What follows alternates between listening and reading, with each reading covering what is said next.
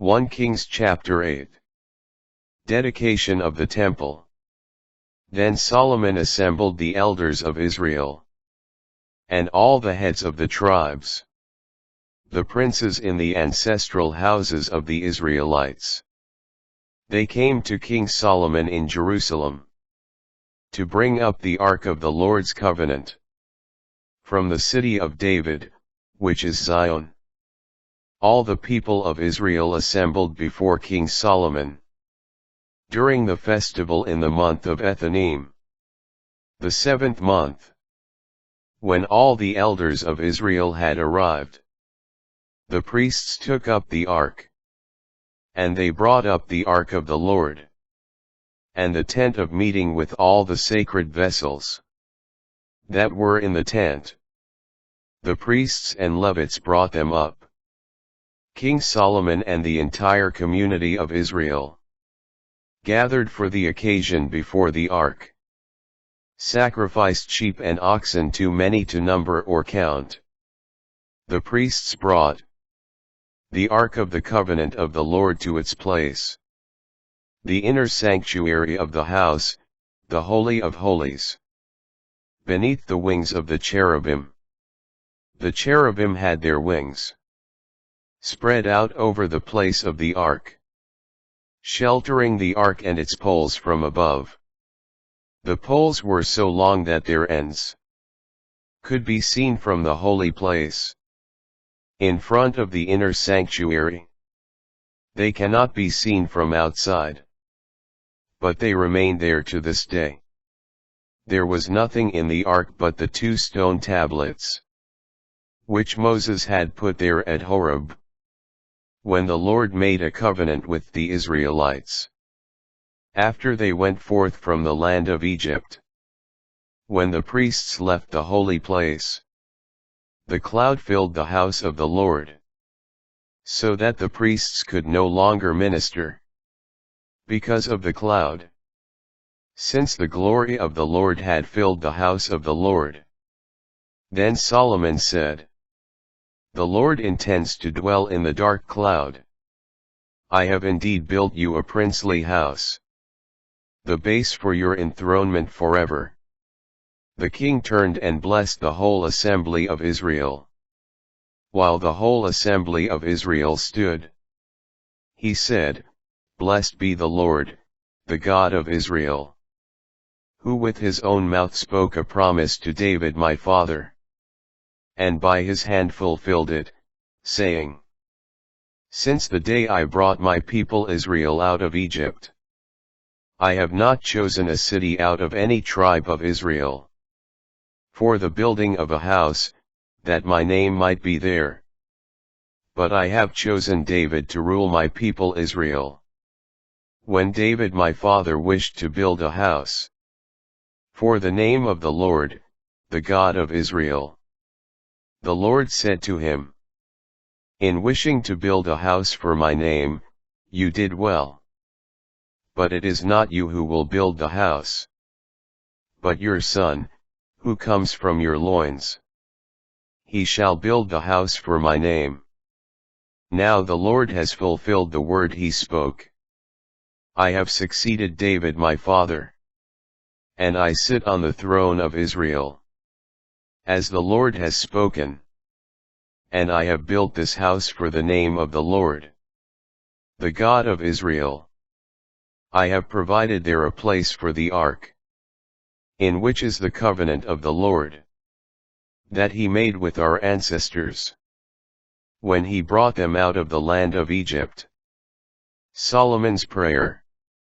Solomon stood before the altar of the Lord, in the presence of the whole assembly of Israel, and stretching forth his hands toward heaven, he said, Lord, God of Israel, there is no God like you in heaven above or on earth below.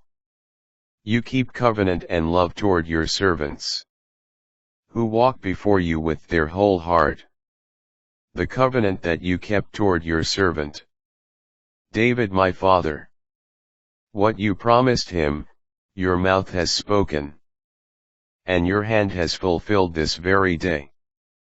And now, Lord, God of Israel, keep toward your servant David my father, what you promised. There shall never be wanting someone from your line to sit before me on the throne of Israel, provided that your descendants keep to their way, walking before me as you have. Now, God of Israel, may the words you spoke to your servant David my father, be confirmed. Is God indeed to dwell on earth? If the heavens and the highest heavens cannot contain you, how much less this house which I have built? Regard kindly the prayer and petition of your servant, Lord, my God, and listen to the cry of supplication, which I, your servant, utter before you this day. May your eyes be open night and day toward this house, the place of which you said, my name shall be there. Listen to the prayer your servant makes toward this place.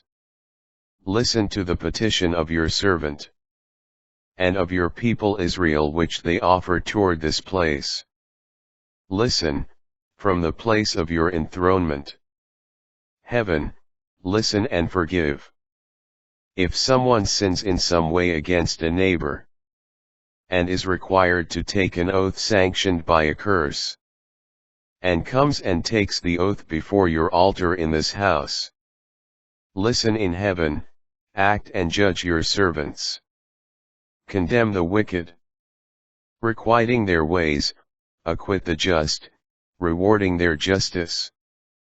When your people Israel are defeated by an enemy, because they sinned against you, and then they return to you, praise your name, pray to you, and entreat you in this house. Listen in heaven and forgive the sin of your people Israel, and bring them back to the land you gave their ancestors. When the heavens are closed, so that there is no rain, because they have sinned against you, but they pray toward this place and praise your name, and turn from their sin because you have afflicted them. Listen in heaven and forgive the sin of your servants, your people Israel, for you teach them the good way, in which they should walk. Give rain to this land of yours which you have given to your people as their heritage. If there is famine in the land or pestilence, or if blight comes, or mildew, or locusts, or caterpillars, if an enemy of your people presses upon them, in the land and at their gates, whatever plague or sickness there may be, whatever prayer or petition any may make, any of your people Israel, who know heartfelt remorse, and stretch out their hands toward this house, listen in heaven, the place of your enthronement. Forgive and take action. Render to each and all according to their ways. You who know every heart, for it is you alone, who know the heart of every human being. So may they revere you as long as they live on the land you gave our ancestors. To the foreigners, likewise, who are not of your people Israel, but who come from a distant land for the sake of your name. Since people will hear of your great name, and your mighty hand and your outstretched arm, when they come and pray toward this house, listen in heaven, the place of your enthronement. Do all that the foreigner asks of you, that all the peoples of the earth may know your name, may revere you as do your people Israel, and may know that your name has been invoked upon this house that I have built. When your people go out to war against their enemies, by whatever way you send them, and they pray to the Lord toward the city you have chosen, and the house I have built for your name, listen in heaven to their prayer and petition, and uphold their cause. when they sin against you, for there is no one who does not sin. And in your anger against them you deliver them to an enemy, so that their captors carry them off to the land of the enemy, far or near. And they have a change of heart in the land of their captivity. And they turn and entreat you in the land of their captors and say, we have sinned and done wrong, we have been wicked. If with their whole heart and soul they turn back to you, in the land of their enemies who took them captive, and pray to you toward the land you gave their ancestors, the city you have chosen, and the house I have built for your name, listen in heaven, your dwelling place, to their prayer and petition, and uphold their cause. Forgive your people who have sinned against you, and all the offenses they have committed against you, and grant them mercy in the sight of their captors, so that these will be merciful to them. For they are your people and your heritage, whom you brought out of Egypt, from the midst of the iron furnace. Thus may your eyes be open to the petition of your servant and to the petition of your people Israel. Thus may you listen to them whenever they call upon you. For you have set them apart from all the peoples of the earth to be your heritage, as you declared through Moses your servant, when you brought our ancestors out of Egypt.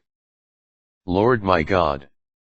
After Solomon finished offering this entire prayer and petition to the Lord, he rose from before the altar of the Lord, where he had been kneeling, hands outstretched toward heaven. He stood and blessed the whole assembly of Israel, saying in a loud voice, Blessed be the Lord who has given rest to his people Israel, just as he promised. Not a single word has gone unfulfilled of the entire gracious promise he made through Moses his servant. May the Lord, our God, be with us, as he was with our ancestors. And may he not forsake us nor cast us off. May he draw our hearts to himself, that we may walk in his ways and keep the commands, statutes, and ordinances that he enjoined on our ancestors. May these words of mine, the petition I have offered before the Lord, our God, be present to the Lord our God day and night, that he may uphold the cause of his servant, and the cause of his people Israel as each day requires, so that all the peoples of the earth may know that the Lord is God and there is no other. Your heart must be wholly devoted to the Lord, our God, observing his statutes, and keeping his commandments, as on this day. The king and all Israel with him offered sacrifices before the Lord. Solomon offered as communion offerings to the Lord 22,000 oxen, and 120,000 sheep. Thus the king and all the Israelites dedicated the house of the Lord. On that day the king consecrated the middle of the court facing the house of the Lord. He offered there the burnt offerings, the grain offerings, and the fat of the communion offerings. Because the bronze altar before the Lord was too small to hold the burnt offering, the grain offering, and the fat of the communion offering. On this occasion Solomon and all Israel with him, a great assembly from Lebo Hamath to the Wadi of Egypt, celebrated the festival before the Lord, our God, for 7 days. On the 8th day he dismissed the people, who blessed the king and went to their tents, rejoicing and glad of heart because of all the blessings the Lord had given to David his servant. and to his people Israel.